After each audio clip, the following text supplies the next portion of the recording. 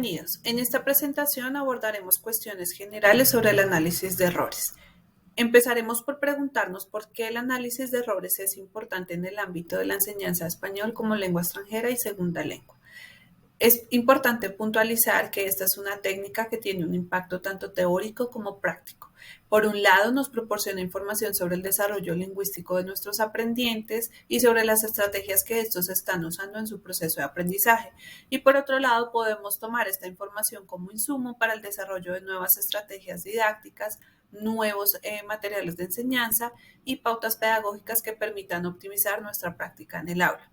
El objetivo del análisis de errores es describir, identificar y explicar los errores que identificamos partiendo de muestras reales de producciones de nuestros aprendientes. En este punto es importante poder diferenciar lo que es un error y lo que es una falta. Un error es una cuestión sistemática, es decir, un error que vamos encontrando de forma frecuente en la muestra que estamos analizando, mientras que una falta es algo que no es sistemático, es decir, solo lo encontramos una vez y donde lo deberíamos volver a encontrar no lo volvemos a encontrar, o por ejemplo puede ser un error que nuestro aprendiente puede corregir inmediatamente. En estos casos, este insumo no sería válido para el estudio de análisis de errores. Dentro de las etapas de análisis de errores, Corder identifica dos momentos importantes, la identificación del error y la explicación del error. Dentro de estos momentos importantes encontramos otras etapas, por ejemplo, la recopilación de errores del corpus, luego la categorización de estos errores desde la descripción del error y también la implementación de diferentes estrategias o terapias para trabajar estos errores y así promover que nuestros estudiantes no sigan incurriendo en estos errores. Por lo tanto, para el análisis de errores vamos a contar con dos grandes grupos de criterios, los criterios descriptivos que responden al qué se encuentra, es decir, cómo describimos qué es lo que está pasando, en qué consiste el error que se está cometiendo, y el criterio etiológico que responde al por qué, es decir, identificar las causas que llevan al estudiante o al aprendiente a cometer este error. Para hablar de los tipos de errores desde el criterio descriptivo y etiológico, hemos recogido esta clasificación, pero es importante aclarar que dependiendo de cada autor vamos a encontrar diferentes matrices de clasificación de error y que esto dependerá también del objetivo del estudio que se esté llevando a cabo. Por lo tanto, vamos a encontrar otros tipos de errores en diferentes autores. En este caso recogemos estos que son los más comunes. En primera instancia encontramos el error de omisión, que consiste en omitir una forma gramatical dentro de la oración. Por ejemplo, me encontré María, donde se está omitiendo la preposición a. Luego tenemos la adición, que es el proceso contrario, es usar una forma gramatical innecesaria. Pienso de decirle que lo siento. En este caso, vemos el uso innecesario de la preposición de en esta oración. Luego tenemos la colocación falsa, que es posicionar de forma errónea una forma gramatical. Veamos el ejemplo, quiero lo comprar. Acá vemos que se ha posicionado incorrectamente el pronombre lo.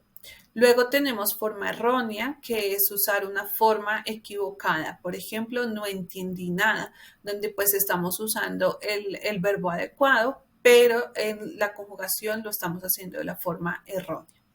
Luego tenemos la elección falsa, que es sustituir una forma por otra. Por ejemplo, yo soy muy cansado, donde se está usando el verbo ser en lugar del verbo estar.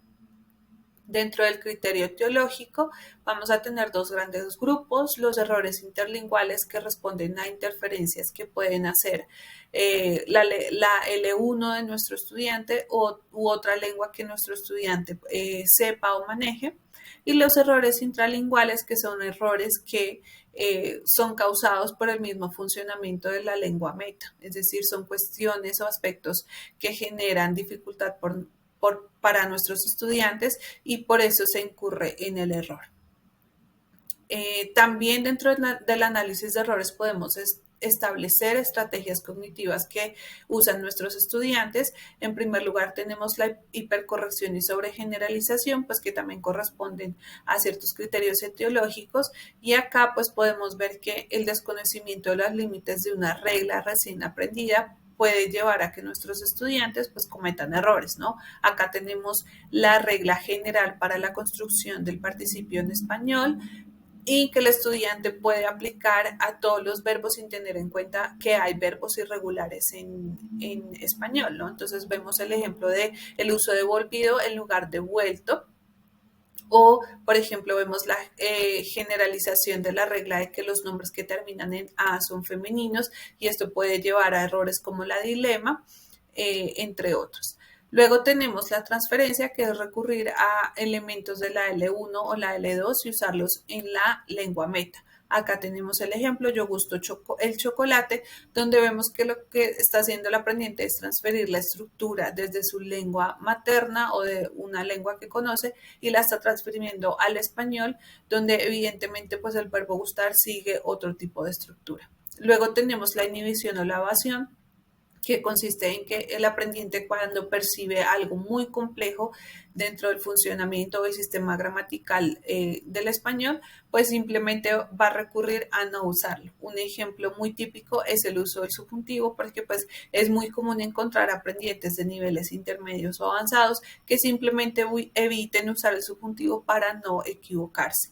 Finalmente tenemos la simplificación, que es asumir que una forma tiene una única función dentro del sistema gramatical, que esto va contrario al principio de multifuncionalidad que tienen los sistemas lingüísticos. Acá tenemos un ejemplo que puede ser yo fui estudiante o yo fui al parque, donde una misma forma representa dos verbos diferentes en el pasado. Finalmente, queremos hablar un poco de algunos índices de dificultad que tiene el sistema gramatical del español y que puede ocasionar que nuestros estudiantes cometan errores. En primer lugar, tenemos la permutabilidad, pues que es esta flexibilidad que tienen algunas formas gramaticales del español para aparecer en diferentes posiciones dentro de una oración. Tenemos, por ejemplo, los pronombres personales clíticos, que dependiendo de la estructura pueden aparecer antes o después del verbo. Por ejemplo, en lo traes, pero en la forma del imperativo en la que aparece después del verbo unido a él. Entonces, este es un índice de dificultad bastante importante porque, claro, la variación de la posición del pronombre va a hacer que el estudiante cometa errores. La discontinuidad tiene que ver con cuestiones de concordancia, por ejemplo, cuando el estudiante ha mencionado un elemento al inicio de su discurso y después va a introducir un adjetivo que califica a ese elemento, pero es un elemento que se mencionó hace rato en el tiempo o en el principio del texto y por lo tanto el estudiante no es capaz de hacer esa asociación e incurre en errores de concordancia. Este es un error que incluso los nativos muchas veces cometemos, ¿no? Y finalmente tenemos la arbitrariedad semántica, que se manifiesta en cuestiones como la estructura del verbo gustar o de verbos de experimentación, donde partiendo de un error, de un principio básico que es adjudicarle a la persona el papel de sujeto, los estudiantes o los aprendientes pueden cometer el error en la conjugación en estas estructuras, ya que la conjugación no la hacen de acuerdo al elemento que causa el efecto de gustar. Por ejemplo, la manzana, no hacen la conjugación haciendo concordancia con la manzana, sino haciendo concordancia con la persona, que sería lo normal y que sería semánticamente lo esperado. Por lo tanto, este tipo de estructuras también representan un índice de dificultad bastante grande. Con esto damos por terminada nuestra presentación sobre el análisis de errores. Espero que sea de bastante utilidad. Muchas gracias por su atención.